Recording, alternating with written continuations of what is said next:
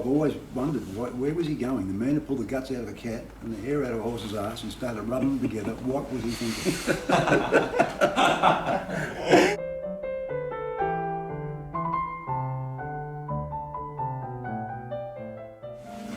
Started off as a store in Bexley, quickly grew to 6 stores, and then this is the only one that survived the Great Depression. So where were the 6 stores? Bankstown, Bexley, Hurstville, 2 in Burwood and 1 somewhere, I don't know where the other one was. What? Hurstville was good because it was right next to the train station.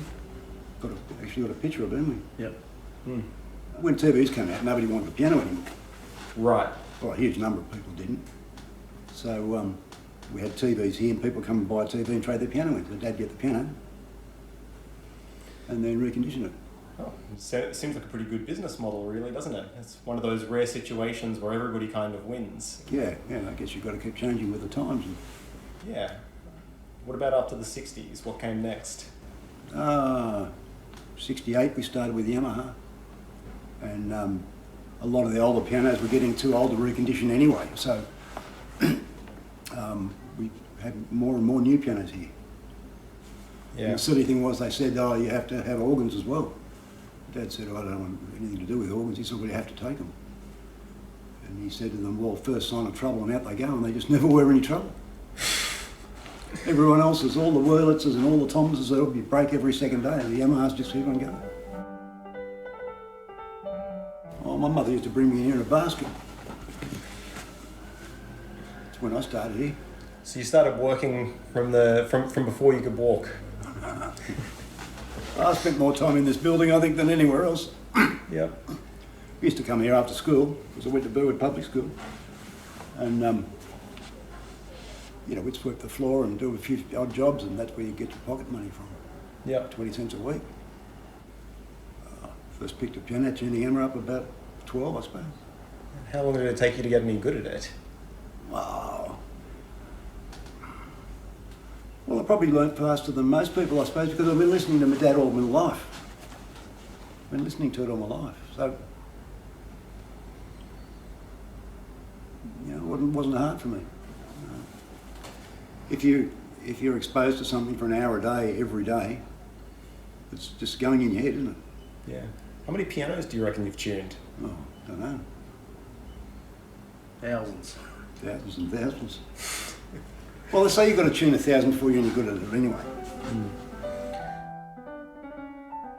Yeah, it wasn't a defined date or anything. I worked casually sort of through high school, took a different tack to Dad, didn't go down the piano technician route. We sort of, around the same time as I started, branched out into other instruments and accessories and print music. So I just found myself on the sales floor on Saturday afternoons after we finished school sport, and late nights on Thursdays, and then after living overseas for a while I came back and came here full time. So that was nearly 20 years ago now. So the business has evolved quite a bit since I've started, but it's been exciting.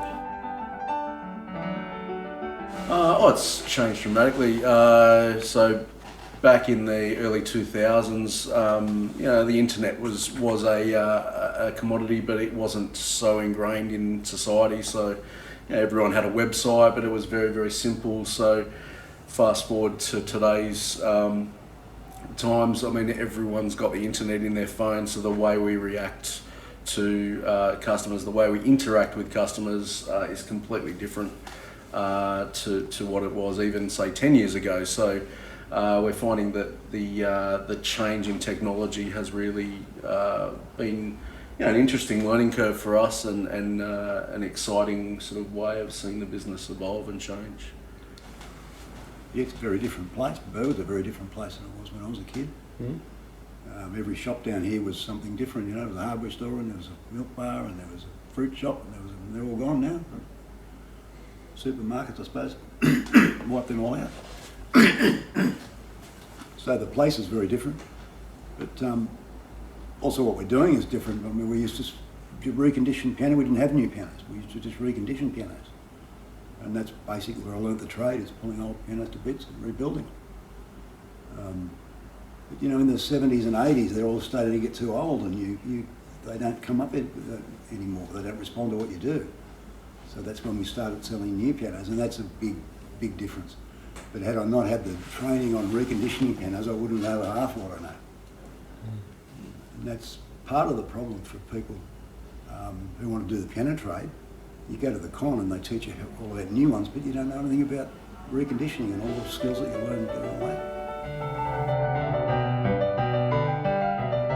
Well, we sent a few to the conservatorium, we sent them to a lot of schools. Sold one to Elton John. The biggest mistake I made, I didn't take a copy of the cheque. Back in 1986, he bought it for the guy who did all the arrangements for him in Australia. It was his little present he gave him, the Yamaha piano. Most of our business has always been on recommendation. Yeah. We've never done a lot of advertising. You make someone happy and they send all their friends in. And would you say that that's kind of for both of you, would you say that that's kind of your business philosophy? Yeah, well, I mean, if you treat people the way you want to be treated when you go in for a retail experience, then, you know, you're halfway there. You've recognised, you know, you want to be treated well, you want to be offered good products at sort of reasonable sort of prices, and I think we sort of hold that philosophy well. You know, we're families selling to families. That's our big sort of target market is parents with young kids.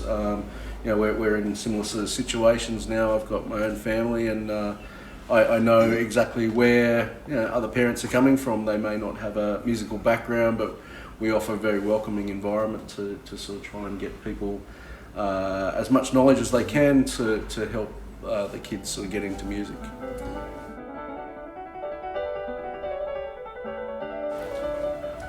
Yeah, that's a difficult one. I think you'd be very game to call that, because who would have thought we'd be where we are now 20 years ago? Look how much the world's changed in 20 years with computers and technology. What's ahead? Is it going to keep on accelerating or slow down? Very hard to. The thing I do like about the music industry, though, I mean, you sort of, you have a think back. I mean, the piano was invented in the late 1890s. Long before that. Long before that. Okay. Better get my history. But the electric guitar, for example, early 50s, that came.